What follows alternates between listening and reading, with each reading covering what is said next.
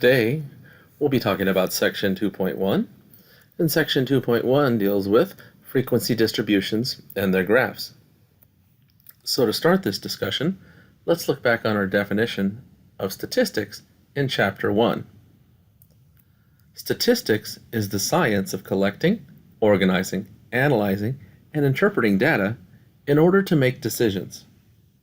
The science of collecting, organizing, analyzing, and interpreting data in order to make decisions. So in this particular section, Section 2.1, we're going to focus on the organization and presentation of data. But before we can do that, we need a definition. And that definition is going to be the definition of the class width. So the class width is the difference between the maximum and minimum data values divided by the desired number of classes rounded to the next highest integer. The difference between the maximum and minimum data values divided by the desired number of classes rounded to the next highest integer. It is the distance between consecutive lower class limits. Now that doesn't make much sense right now about the lower class limits, but we're going to see how that applies to frequency distributions here in a few moments. So it's the difference between the maximum and minimum data values divided by the desired number of classes rounded to the next highest integer. So for example, consider this data set. We have a set of 36 data values here. We want to determine the class width given 6 classes. So we are going to follow the process laid out in that definition. It's the difference between the maximum and minimum data values divided by the number of classes. So we're told to use 6 classes. So really, the only thing we have to do here at the beginning is identify the maximum and minimum data values. So we'll look through this array of data values one at a time here. We've got 38, here's 30, that's smaller, 29 is even smaller. So far 29 is the smallest. So it looks like 29 is going to be our smallest value. That's our minimum. What about the maximum? Let's see, 51's pretty big, 71's bigger, 71, here's a 73. So it looks like our maximum here is 73. So the maximum is 73, minimum is 29, and now we can go to the formula. Class width is maximum minus minimum divided by the number of classes. By the way, it doesn't matter that the 29 happened more than once. It's still considered the minimum. That's going to be 73 minus 29 over 6, which is 44 over 6, which is 7.3333333333. Now, traditional rules of rounding would say round down, but if you remember in the definition of the class width, it said rounded up to the next highest integer. So we always round up, whether the rules of rounding say to round up or not. This class width is going to be 8. So the class width for this particular example problem is 8. We have a little note. Even if the class width division is even, you still go to the next highest integer. And even division means there's no remainder, there's no decimal part to the division. It just comes out 13 or 11 or 24 or 6. It's not 6.8. So if it's an even division, a perfect division, you still go to the next highest integer. So here's an example of that. For instance, if the max value in a data set was 94, and the minimum value was 29, and we wanted 5 classes, then what we would get is 94 minus 29 over 5, which is 65 over 5, which is 13. And even though that has no decimal on it, we still round up to 14. The reason for that is if we don't round up, then when we build our frequency distribution in just a little bit, we're going to miss a value at the end. it's going to come up just shy of containing all the data values that we need. So we make sure we make that extra wide to capture all of the data values. So this leads to the most basic data presentation tool that we have, and that's the frequency distribution. So all this is a fancy name for a table of values. So let's look at how we build one. Okay. In a frequency distribution, data is segregated into segments of equal size, and the number of data entries in each segment is recorded. The way that we get those segments of equal size is by using the class width. So to construct a frequency distribution, you're going to determine the number of classes. Generally, it's between 5 and 20. If you have less than 5 classes, you probably don't have enough classes to really segregate that data to see any patterns. And if you have more than 20 classes, then you may have separated the data too much and are unable to see patterns. So somewhere between 5 and 20 is the general rule. If you are the one developing a study, the number of classes is up to you. In general, for homework and quizzes and tests, you'll be told how many classes to use. After you've determined the number of classes, you need to find the class width, because that class width is fundamental to forming a frequency distribution. Next, you're going to find the lower class limits, starting at the minimum data value and adding the class width to obtain subsequent lower class limits. LCLs stands for lower class limits. So what does that mean? Well, what our classes are is they're going to be ranges of values. They're going to have a starting point and an ending point. So for example, the starting point might be 17 and the ending point might be 22. So then we would determine all of the data values that fall between 17 and 22. 17 would be the lower class limit and 22 would be the upper class limit. And when we find our lower class limits, we start with the minimum value. The minimum value is always the beginning of the first range of values that we're looking at. And then to get the next set of beginnings, we add the class width. So that helps us go from the minimum to the next starting value, to the next starting value, to the next starting value. Then, to obtain the upper class limits, so where the classes end, lower class limits are where classes begin, upper class limits are where those classes end. Each upper class limit is one less than the next lower class limit. And the difference between upper class limits is also the class width. So that gives us a way to determine where those classes end. So those ranges are going to form a column in a table. So we're going to build a table. That's what a frequency distribution is. It's a table. And those ranges are going to be the first column in your table. There's going to be an optional column in the center to tally data. So if you have a big data set and you want to go through entry by entry to figure out which range each particular data entry falls into, then you'll use a tally column. If you have an ordered data set, you probably don't need a tally column, but if your data set is unordered, you're probably going to need to use one. The last column will contain values representing the number of data entries that fall into each range. So what you're doing is you're using that tally column to figure out where each data value belongs, and then counting up how many data values are in each one of those classes. And that is going to be called the frequency. The frequency is how many times those data entries are present in a particular class.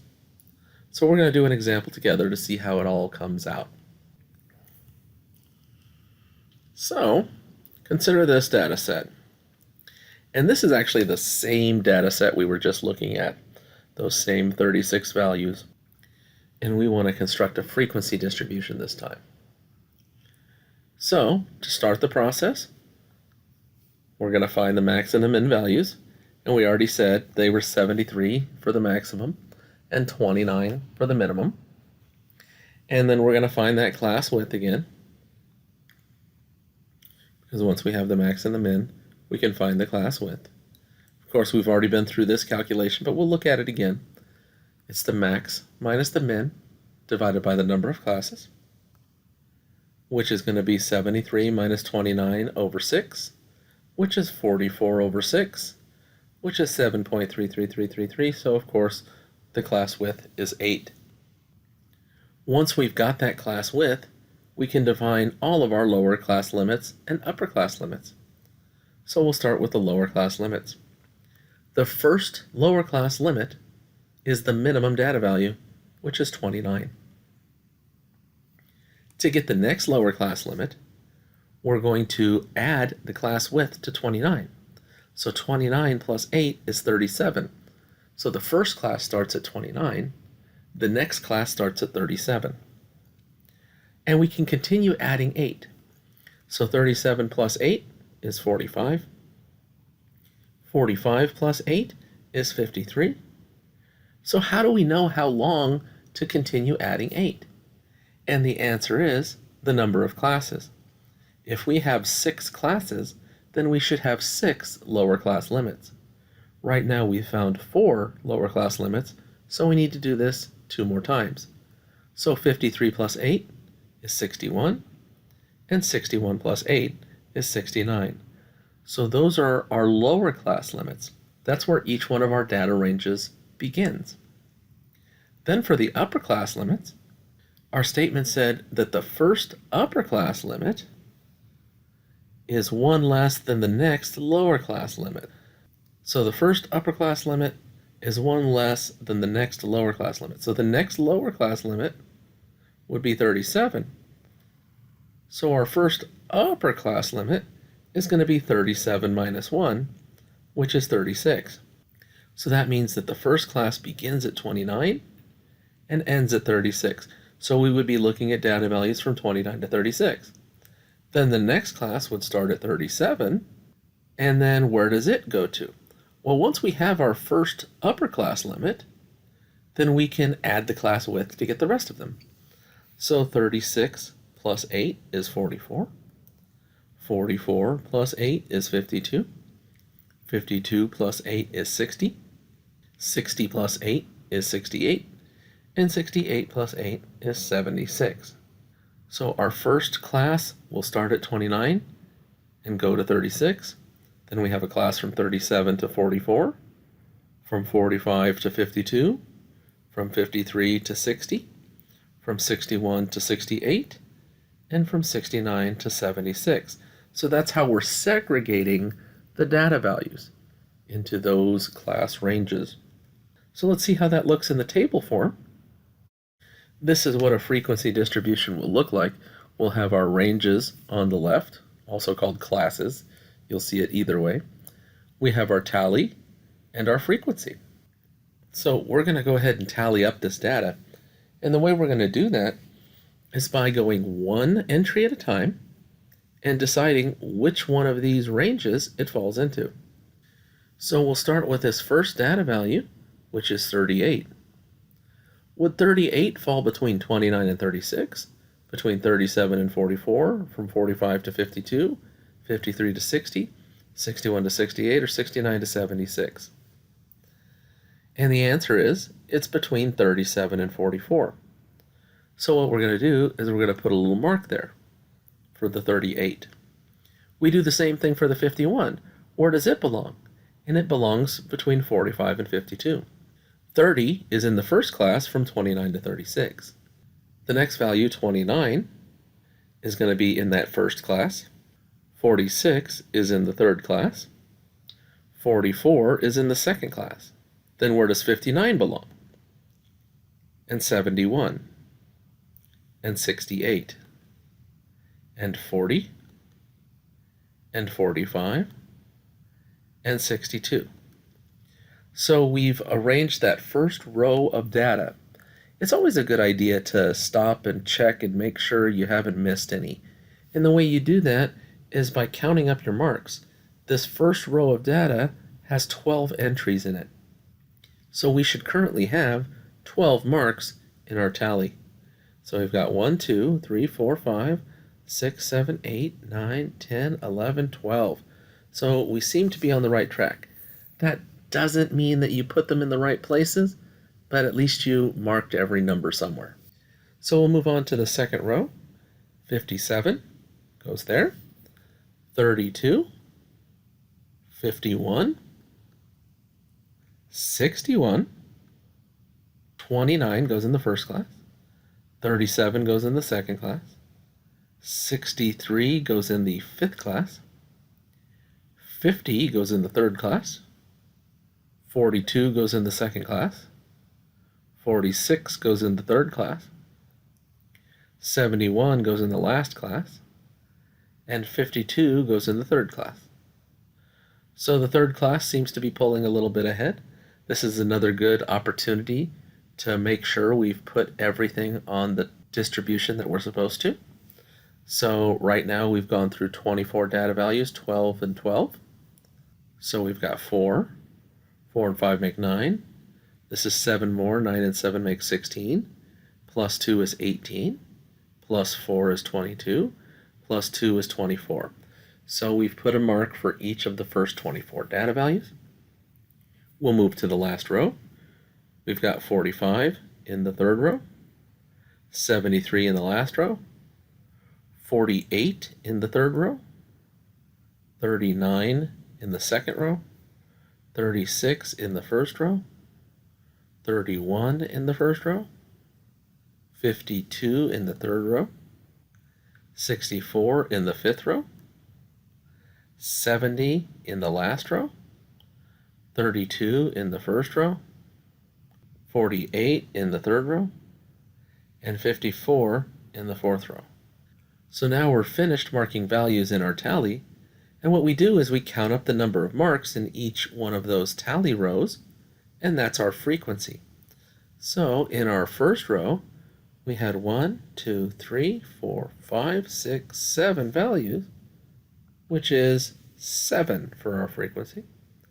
In the next row, we had 1, 2, 3, 4, 5, 6 marks, so the frequency is 6. Here we had 6, 7, 8, 9, 10, 11 marks, 3 marks, 5 marks, and 4 marks. So that is our complete frequency distribution for this particular problem. And what it does is it shows you how the data values are dispersed. So for instance, when you look at all these classes, the class with the most amount of data in it is the 45 to 52 class. So we can see that 11 out of those 36 values fall between 45 and 52. That's a significant number since we only had 36 data values in the first place. That's almost a third of all the data is in that one class. You can also see that hardly any of the data falls between 53 and 60. That's the least frequently occurring class. So here's a practice problem for you. Consider this data set. Now this data set has 40 data entries in it, and I would like you to construct a frequency distribution using 7 classes. So give yourself an opportunity to do that. Pause the video, and when you're ready to see the answer, press play. Okay, so let's take a look. Again, we're going to follow that same process. First thing we're going to do is find the max and the min. So as we wander through these data values, we'll go in order looking for the smallest thing. So far, the smallest thing I've seen is 57. Here's 50. That's pretty small. Anything smaller than 50? 51's close, but 50's still smaller. So 50 seems to be my smallest value. What about my largest value? 79's pretty big. 82 is bigger. 82 is the largest. So my maximum value is 82. My minimum value is 50. And now that we have those two, we can find the class width. So our class width formula, remember, is going to be the maximum minus the minimum divided by the number of classes. We said the maximum was 82 and the minimum was 50. So 82 minus 50 divided by 7, because we were asked to find a frequency distribution with 7 classes. That's 32 divided by 7, which is 4.5714. The decimal actually goes farther than that. We don't need the whole decimal, because remember we're rounding up to the next highest integer. So this class width is going to be 5. Now we can find all of our lower class limits and upper class limits. Our first lower class limit, remember, is the minimum value, which is 50. Then we add the class width. The class width is 5. So 50 plus 5 is 55. Add 5 again. 60. Add 5, 65. Add 5, 70. Remember, we need 7 classes, so we need 7 starting values. Right now we have 5, so we need 2 more. 70 plus 5 is 75, and 75 plus 5 is 80. That's where all of our ranges begin. Where do they end? Well, those would be the upper class limits. So the first upper class limit is 1 less than the second lower class limit. So 1 less than 55 is 54. Then we can add the class width again.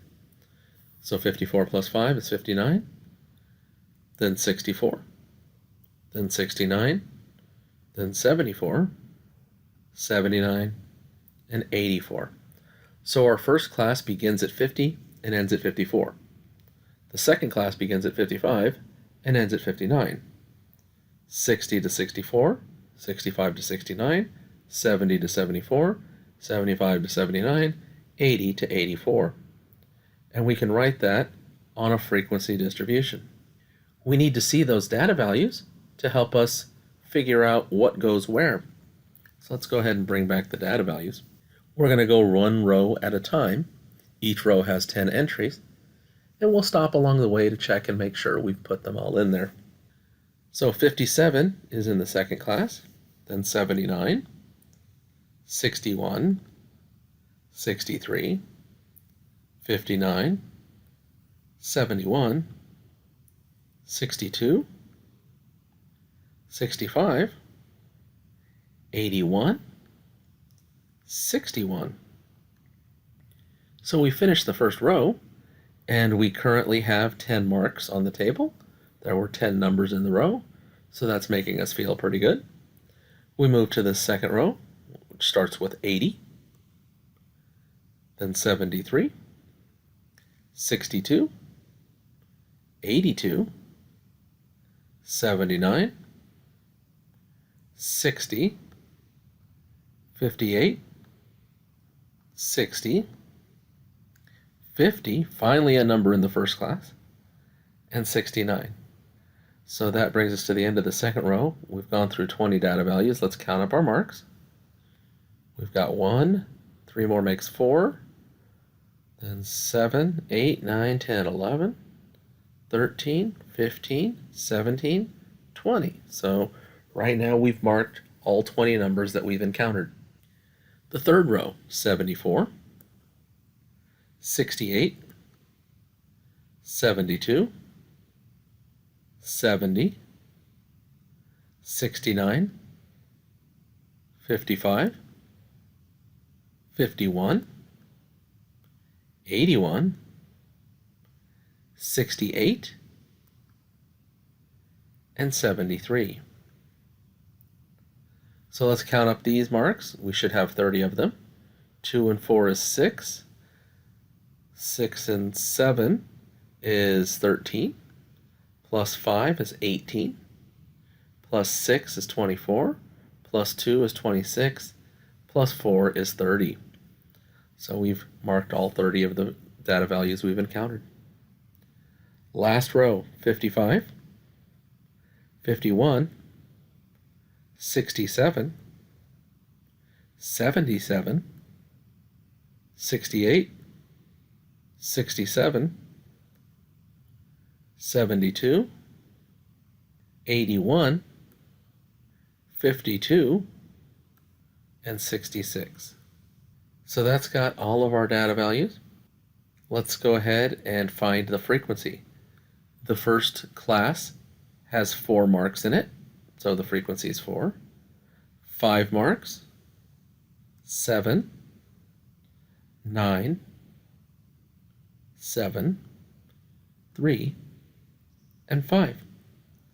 Now a good idea here is to take the numbers in this last column and add them together.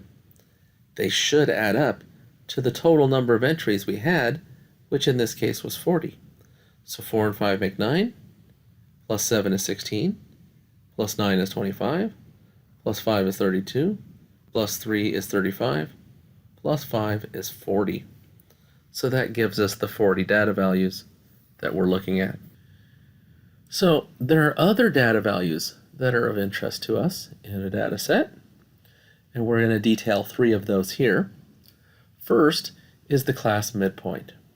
And what the class midpoint is it's the value that falls halfway between the lower and upper class limits for each class. So however many classes you have, that's how many midpoints you're going to have, because they're right in the middle of each class. And so that's going to be the lower class limit plus the upper class limit divided by 2. It's an average of those values. The next data value that we want to talk about is the relative frequency of a class. Now we talked about frequency, which is how many numbers fall in each class. But what the relative frequency is it's the proportion of the data values that fall in a class. So to find the relative frequency, you take the class frequency and you divide it by the total sample size. So in that last example, we had 40 data entries. We would take the frequency from each class and divide it by the 40. And that would give us a fraction, which is what proportion of data values fall in any particular class. And the last value we want to talk about is the cumulative frequency of a class. And what the cumulative frequency of a class is, it's the sum of the frequency of that class and all previous classes in that particular frequency distribution. So let's look at an example. We want to consider the previous practice problem, the one that we just finished with, and we want to find the midpoints, the relative frequencies, and the cumulative frequencies. So what I'm going to do here is I'm going to take our frequency distribution, we'll get rid of the tally column, and we'll just have the class and the frequency, but then we're going to expand the table to add in more columns, one for each of these different new data values: the midpoint, the relative frequency, and the cumulative frequency.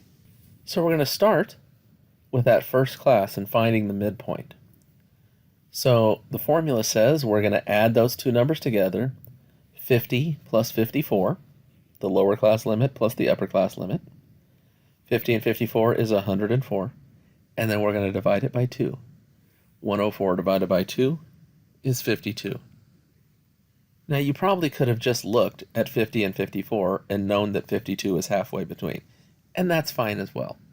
Once we have that particular first midpoint, we could find the second one the same way. Halfway between 55 and 59 is 57. Halfway between 60 and 64 is 62. Then we have 67, 72, 77, and 82. Now, do you notice anything about those values? 52, 57, 62, 67, 72, 77, 82. We're counting by fives. Why is that important?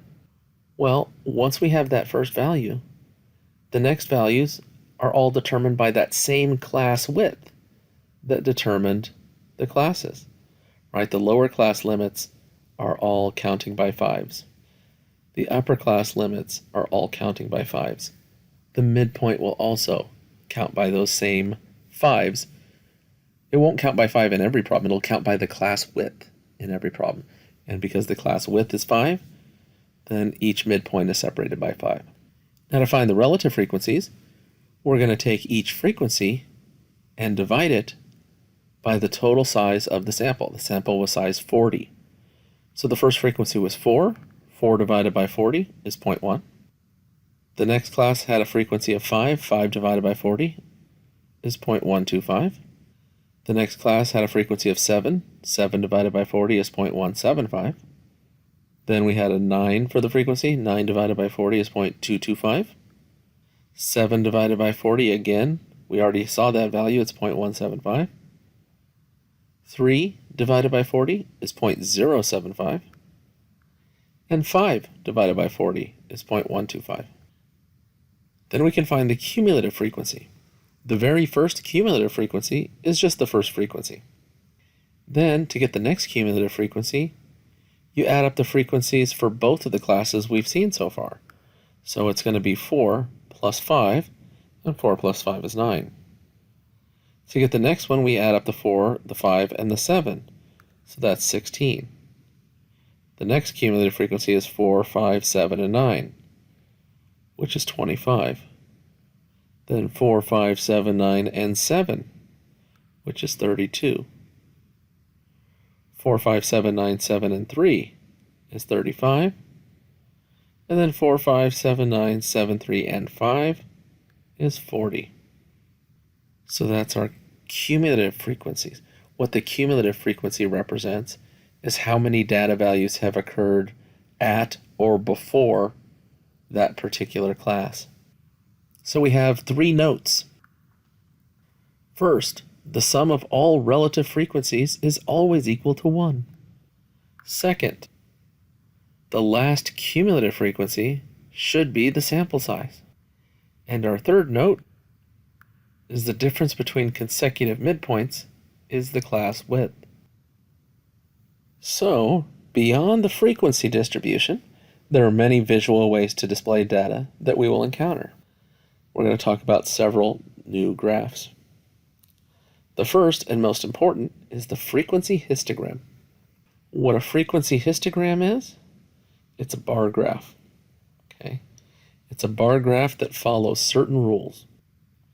First, the vertical axis measures the class frequency. The horizontal axis measures the classes of data values.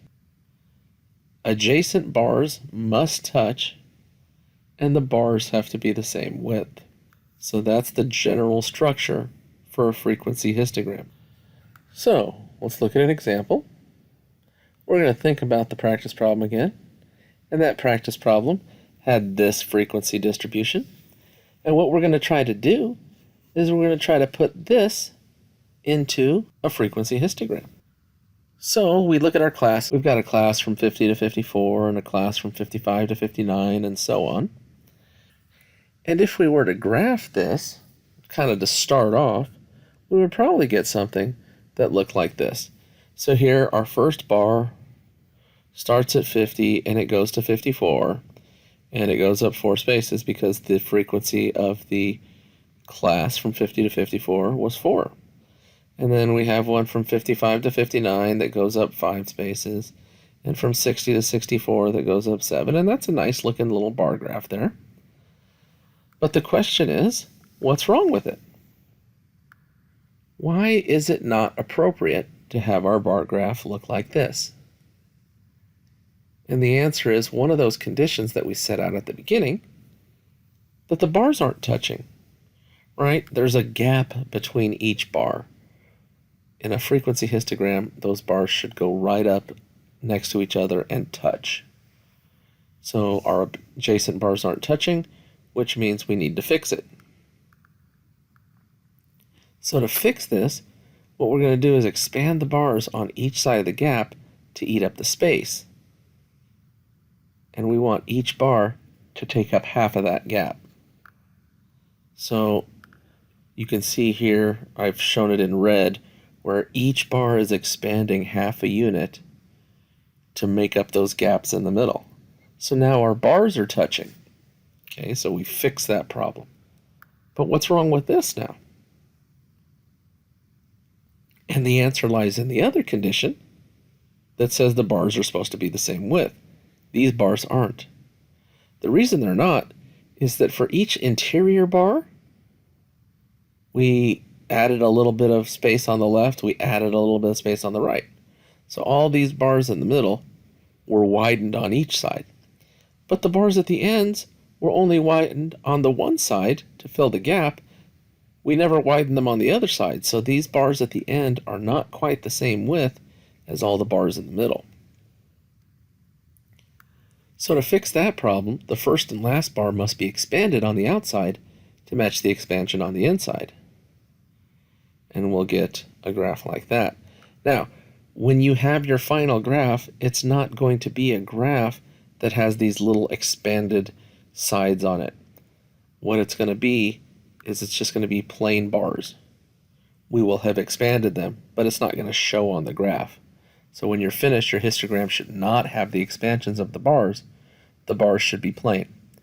In actuality, that's not how we're going to do the process. We're not going to expand bars. We're not going to start with skinny bars and then make them fatter. We're going to figure out how to make them fatter from the beginning. So we've expanded each class by half a unit on each side. These new values are called class boundaries. So if your class goes from 50 to 54, then what your class boundaries are is they're from 49.5 to 54.5. That's that expansion of half a unit on each side. Right? We move half a unit to the left, so that decreases the lower class limit, and we add the half unit on the right to increase the upper class limit. So on the left, we have our class limits, and then these on the right are our class boundaries. So if the class goes from 50 to 54, then our class boundaries are from 49.5 to 54.5. 55 to 59 becomes 54.5 to 59.5. And what that ensures is that each class ends where the next class begins, so the bars touch. And by subtracting half a unit from the lower class limits and adding half a unit to the upper class limits, each one of these bars is going to be the same width. So that's how we ensure that filling in the gap process is by taking each lower class limit and subtracting a half, and each upper class limit and adding a half to obtain your class boundaries. So we have a note. When constructing a frequency histogram, you must either label the class boundaries or the class midpoints on the horizontal axis. So you have to have some labels down there on the horizontal axis, and you either have to label the class boundaries or the class midpoints. Don't label both. It puts too much information down on that horizontal axis, and it makes it hard to read. So either do one or the other, but not both. So here's a practice problem. Given this frequency distribution, find the class midpoints, the class boundaries, and construct the frequency histogram. So take a little bit of time to figure out that particular problem. Work on that, press pause on the video, and when you're ready to see how the answer looks, press play. Okay, so let's take a look at this. First, we're going to find those requested values, right? We need the midpoints and the class boundaries. We need the midpoints if we want to label midpoints, and the class boundaries are where our bars begin and end, because remember, they're not going to begin at 7 and end at 12. We have to expand half a unit on each side. So let's find our midpoints. Halfway between 7 and 12, 7 plus 12 is 19. 19 divided by 2 is 9.5. Do you know the class width in this problem? Because if we know the class width, we can add the class width to the first midpoint to get the second midpoint. And we weren't told the class width, but we can see it from the table. So if we come over here to our classes, remember that the class width is the difference between consecutive lower class limits. So what's the difference between 13 and 7? And the difference between 13 and 7 is 6, right? 7 plus 6 is 13. 13 plus 6 is 19. 19 plus 6 is 25. 25 plus 6 is 31. That's the class width, 6. It also holds true for the upper class limits. 12 plus 6 is 18. 18 plus 6 is 24. 24 plus 6 is 30. 30 plus 6 is 36. So it will be true of the midpoints. 9.5 plus 6 is 15.5. 15.5 plus 6 is 21.5. Add 6 again, 27.5. Add 6 again, 33.5. So those are our midpoints. Then for the class boundaries, we're going to subtract half a unit from the lower class limit and add half a unit to the upper class limit. So 7 minus 0.5 is 6.5. 12 plus 0.5 is 12.5. So we've got our first class boundary from 6.5 to 12.5. Then 13 to 18 becomes 12.5 to 18.5. And we can see how the first class ends right where the second class begins, which means those two bars will touch. 19 to 24 becomes 18.5 to 24.5. 24.5 to 30.5. 30.5 to 36.5. And hopefully you can also see in the class boundaries how these are different by the class width. 6.5 plus 6 is 12.5, plus 6 is 18.5, plus 6 is 24.5, plus 6 is 30.5. And for the upper class boundaries, it also are different by 6. So now that we've got those class boundaries and midpoints, we're ready to draw our histogram. So let's go ahead and put a histogram here. Remember, a histogram is just a bar graph. So what I've done is I've taken a graph and I've put some little vertical marks. Those vertical marks are at the class boundaries. So there's one at 6.5, 12.5, 18.5, 24.5, 30.5, and 36.5. And then I just need to incorporate the heights of these bars. The heights are the frequencies. So let's start with the first bar. The first bar has a height of 2. So we'll move up to 2, and then we'll top off that bar. And that's what the first bar in our histogram should look like. For the second bar, it should go up to 4.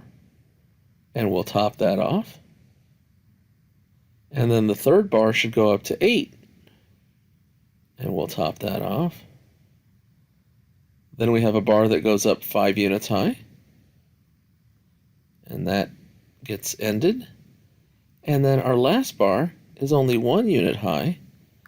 And when we finish that off, we have our histogram. But remember, we have to label it. So I'm going to go ahead and put the midpoints in here. Our first midpoint is 9.5. Then we have 15.5 and 21.5, 27.5, and 33.5. And that would be our completed histogram. So another graphical display is called a frequency polygon. Frequency polygon is a little bit different than a frequency distribution, although they are definitely related to one another. To construct one, you do many of the same things you do when you build a histogram. So let's look at an example.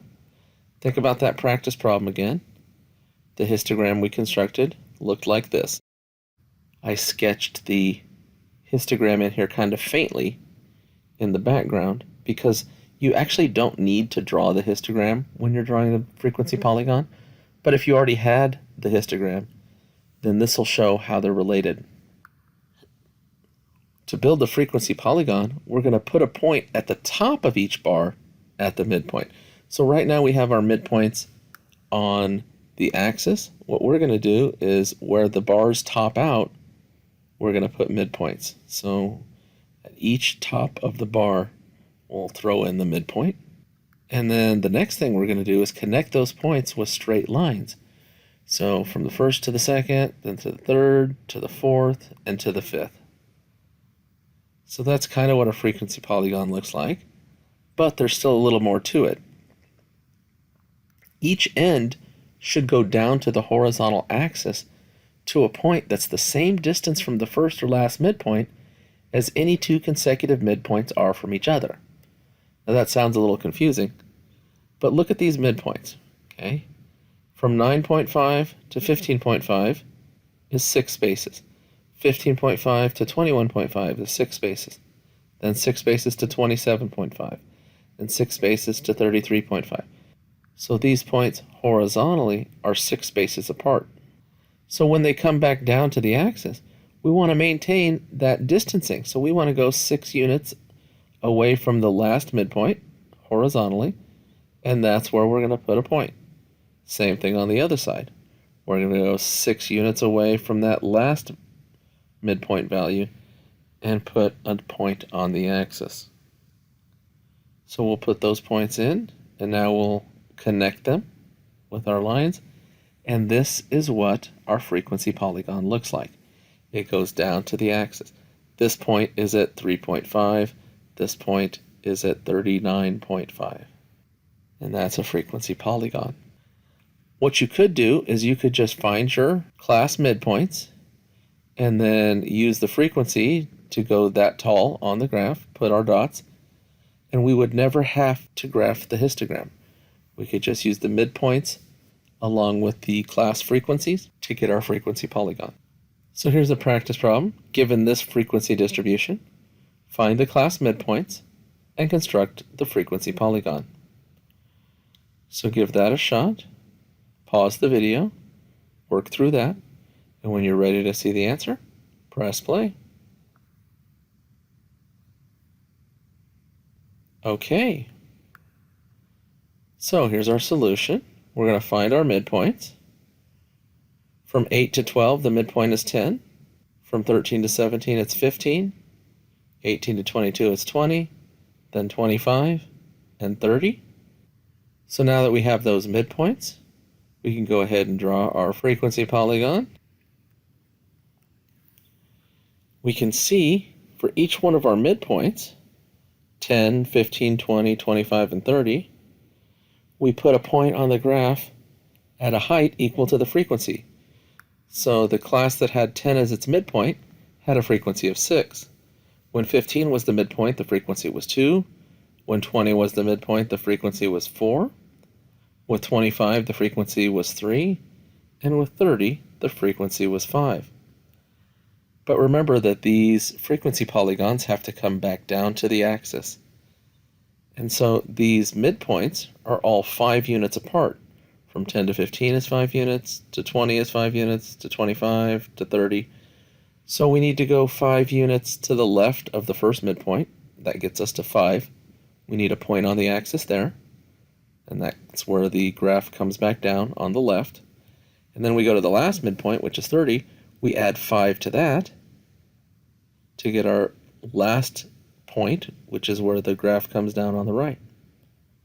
And so that's what our frequency polygon would look like in this problem. Another graphical display is called a relative frequency histogram. Now we talked about a frequency histogram. This is a relative frequency histogram. It's constructed in the same way that we construct a frequency histogram, but now the vertical axis represents the relative frequency instead of the regular frequency. Remember that relative frequency was the proportion of data values that fall in a particular class. So let's look at an example of that. Given this frequency distribution, find the relative frequencies and construct the relative frequency histogram.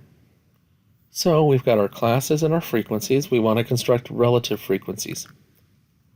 We're going to expand our table a bit here. So to find a relative frequency, we need to know the total number of entries that we had in our particular data set. To find that, we take our frequency column and add it up. 3 plus 2 is 5, plus 7 is 12, plus 3 is 15, plus 5 is 20. So we had 20 total data values, which means that the first relative frequency is going to be 3 divided by 20, which is 0.15.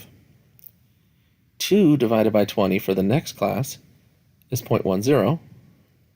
7 divided by the 20 is 0.35. 3 divided by 20 is 0.15. And 5 divided by 20 is 0.25.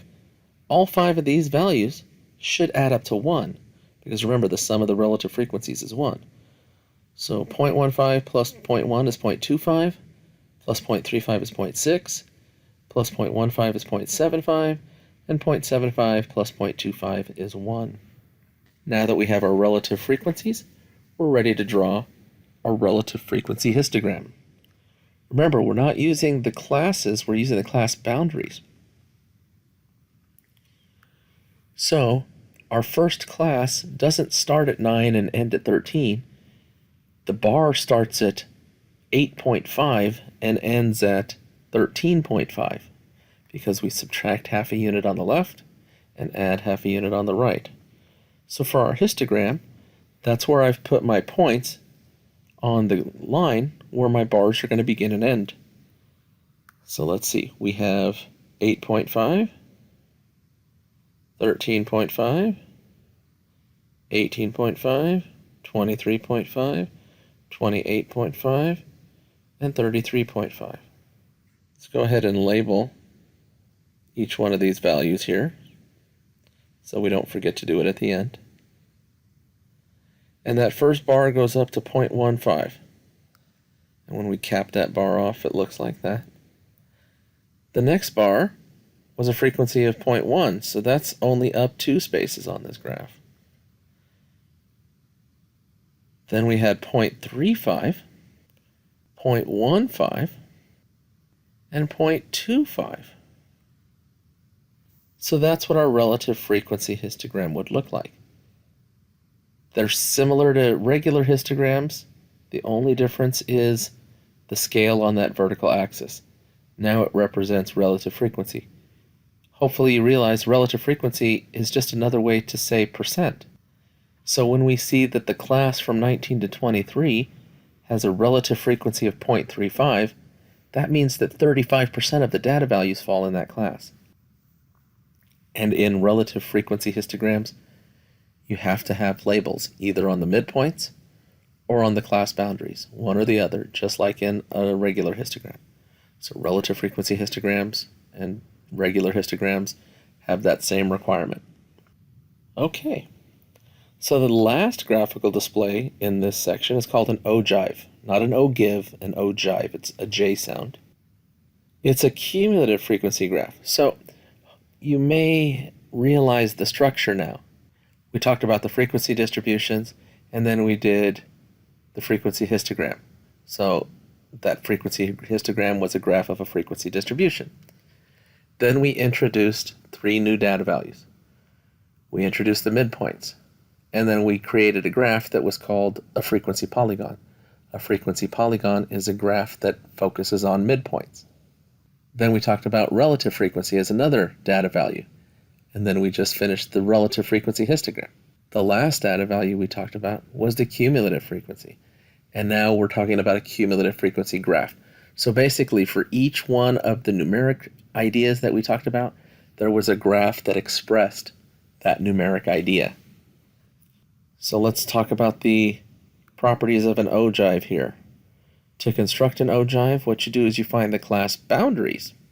And then at each UCB, what does UCB stand for? Upper class boundary. You put a point at the cumulative frequency. There should be a point at 0 at the first lower class boundary. And you connect the points with straight lines. So why would we put the points at the upper class boundary? We'll talk about that as we build one of these graphs. So here's a frequency distribution. And we're going to find the cumulative frequencies, the class boundaries, and construct the ogive. So let's expand our table to include a new column for class boundaries and cumulative frequency. The first class that starts at 11 and ends at 15, remember to find class boundaries, we subtract 0.5 from the lower class limit, add 0.5 to the upper class limit. So 11 to 15 becomes 10.5 to 15.5. 16 to 20 becomes 15.5 to 20.5. 21-25 converts to 20.5 to 25.5. 26 to 30 converts to 25.5 to 30.5. And 31 to 35 converts to 30.5 to 35.5. Now, for the cumulative frequencies. The first cumulative frequency is the first frequency, 2. Then for the next one, we do 2 plus 4, the first 2 frequencies added together. Then the first 3 frequencies. Then the first 4 frequencies added together. Then all 5 frequencies added together. Remember that the last cumulative frequency should always be the size of your sample. And now what we're going to do is we're going to go to our graph, and at each upper class boundary, we're going to put a point that represents that cumulative frequency. So the first class boundaries went from 10.5 to 15.5. So at the upper class boundary, we put the 2. Then from 15.5 to 20.5. So at the upper class boundary, we put our cumulative frequency of 6. Then the next upper class boundary was 25.5, and the cumulative frequency was 7. Then we were at 30.5, the cumulative frequency was 12. And at 35.5, the cumulative frequency was 15. And of course, we put a value at 0 at the first lower class boundary of 10.5. Then the process says connect these with lines. Unlike the frequency polygon, this doesn't go back down to the axis. It stays up in the air. In an ogive, the ogive will never go down at all because the cumulative frequency is either staying the same or it's increasing. It will never have a downward turn. Now, why are we putting these values at the upper class boundary? We've done midpoints for so many other things. And the reason is we're talking about the cumulative frequency. If we go back to the table, this first class goes from 10.5 to 15.5. We can't assume that by the time we get to the midpoint, and the midpoint would be 13 in this first class, we can't assume that we've seen both of these data values that are in this first class. We just know that they happen somewhere between 11 and 15. There's 2 data values. But by the time we get to the upper class boundary, we've encountered all 2 of these data values. By the time we get to the second upper class boundary, then we know we've seen all 6 of these values because these 6 values happen somewhere between 11 and 20. So by the time we're at 20.5, we've seen all 6. For the first 3 classes, that third class ends at 25. So by the time we make it to the upper class boundary of 25.5, we know we've encountered all of those data values. If we stopped at the midpoint and graphed the point, there could be data values that we haven't gotten to yet. Some of those 7 data values we might not have hit yet because there's still space between the midpoint of 23 and 25. What if one of the data values was 24? We wouldn't have seen it yet. But by the time we get to 25.5, we've encountered all of the data values from those first 3 classes. So that's why we use the upper class boundaries, because by the time we get to the upper class boundaries, we know we've seen every data value. So that brings us to an end of section 2.1. Please look on Pearson for your homework, and have a great day.